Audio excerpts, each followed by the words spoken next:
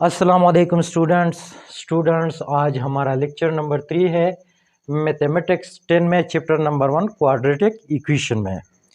Students अगर आप मेरे चैनल पे नए हो तो काइंडली मेरे चैनल को सब्सक्राइब करें और दोस्तों के साथ शेयर करें। आज का हमारा टॉपिक है सॉल्यूशन ऑफ क्वाड्रेटिक इक्वेशन। जो हमारे पिछले 2 लेक्चर थे उसमें मैंने क्वाड्रेटिक इक्वेशन की हिस्ट्री, उसकी यूजेस, उसके डेफिनेशन मैंने डिस्कस किया था कि हम क्वाड्रेटिक इक्वेशन किसको कहते हैं। आज हम उसकी सॉल्यूशन की तरफ जाएंगे कि हमारे पास अगर एक क्वाड्रेटिक इक्वेशन है तो उसका सॉल्यूशन हम किस तरह फाइंड आउट करेंगे।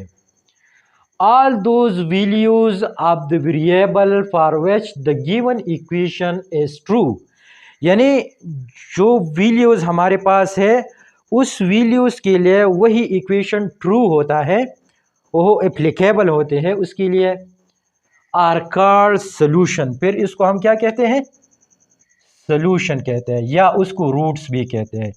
ये दोनों वर्ड उसके लिए यूज़ किया जाते हैं। यानी जो वैल्यूज आपकी इक्वेशन को फुलफिल करते हैं लेफ्ट एंड राइट, ठीक है, उसको हम सॉल्यूशन कहते हैं या रूट्स कहते हैं। And the set of all दो solution is called solution set.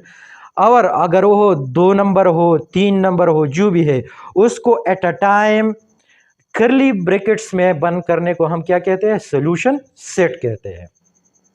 ये हो गया सॉल्यूशन। अब एग्जाम्पल की तरफ आते हैं तो आप लोगों का कंफ्यूजन दूर हो जाएगा, ठीक है। For example x square minus 9 is equal to 0। सबसे पहले तो हम इसको चेक करते हैं कि it is a quadratic equation और नॉट, ये है कि नहीं। तो क्वाड्रेटिक इक्वेशन इसलिए है क्योंकि इसमें पावर ऑफ वेरिएबल क्या है, 2, यानी ये 2 है, डिग्री 2 है, इसलिए हम इसको क्वाड्रेटिक कहते हैं।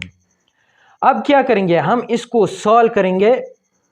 तो इसकी सॉल्यूशन से मुझे जो वैल्यूज आए उस वैल्यूज को फिर मैं कर्ली ब्रैकेट्स में बंद करूंगा। अब ये देखो, ये एक्स स्क्वायर है, ठीक है। अब अगर मैं एक्स की जगह -3 लगा दूं, ठीक है, तो यहां पर लगेगा -3 स्क्वायर -9 इज इक्वल टू 0, ठीक है। अब आप लोगों को पता है कि minus cross minus is equal to plus and minus cross plus is equal to minus. This is a universal rules. तो यहां पर ये -3 स्क्वायर है, इट मीन्स दैट कि -3 2 टाइम मल्टीप्लाई हुआ है, यानी -3 क्रॉस -3। तो मनपी क्रॉस मनपी प्लस आएगा, तो इससे आएगा 9 -9 इज इक्वल टू 0। अब ये माइनस है, ये प्लस है, तो ये क्या हो जाएगा, कट हो जाएगा, 0 is equal to 0। It means that कि ये -3 ने इस इक्वेशन को सॉल्व किया, तो ये आपका x का एक वैल्यू हो गया, ठीक है। अब दूसरी की तरफ आ जाए कि x इज इक्वल टू 3। अब मैं पुट करता हूं x की जगह 3, ठीक है। यहां पर मैं लिखूंगा, सपोज यहां पर है, ठीक है। तो ओरिजिनल मेरे पास है कि x square -9 is equal to 0, x is equal to 3 we can put here, ठीक है। तो 3 स्क्वायर -9 इज इक्वल टू 0। अब ये प्लस है दोनों, तो 3 को जब हम इस पावर का मतलब है कि 3 ने इसके अंदर जो भी वैल्यूज है इसने इतने टाइम ज़रब अपने आप से क्या है, यानी 3 क्रॉस 3। अगर ये 4 हो गया तो 3 क्रॉस 3 क्रॉस 3 क्रॉस 3 क्रॉस 3, ठीक है। तो ये आ गया 9 -9 is equal to 0, then 0 is equal to 0। ये दोनों आपस में बराबर, इट मीन्स दैट कि 3 भी इसका सोल्यूशन सेट है, ठीक है।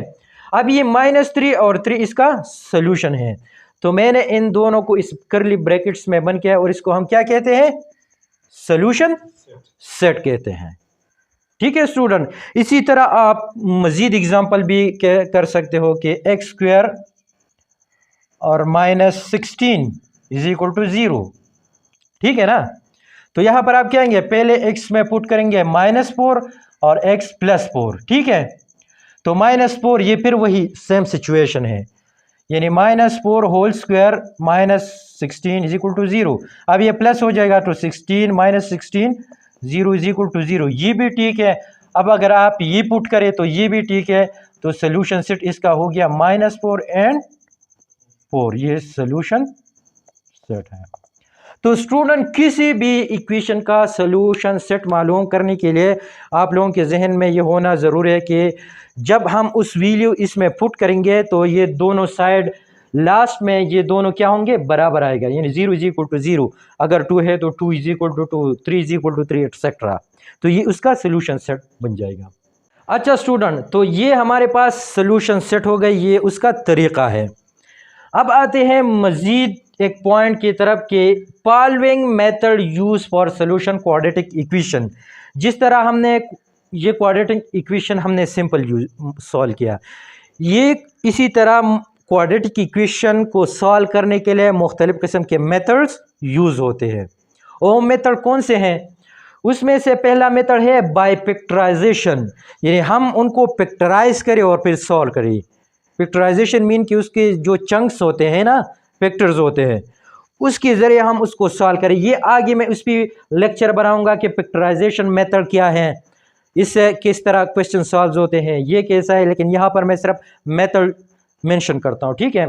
दूसरा है बाय कंप्लीटिंग स्क्वायर मेथड, यानी इसमें हम जो पहला आपका जिस तरह ये होता है ना a + b होल स्क्वायर, तो ये जब आप ओपन करते हो तो इससे एक वैल्यू आते हैं, तो इसमें जो वैल्यूज होते हैं उसको कंप्लीटिंग स्क्वायर आप करते हो, ठीक है, एटसेट्रा वगैरह, तो उसके ज़रिए आप जो सॉल्व करेंगे।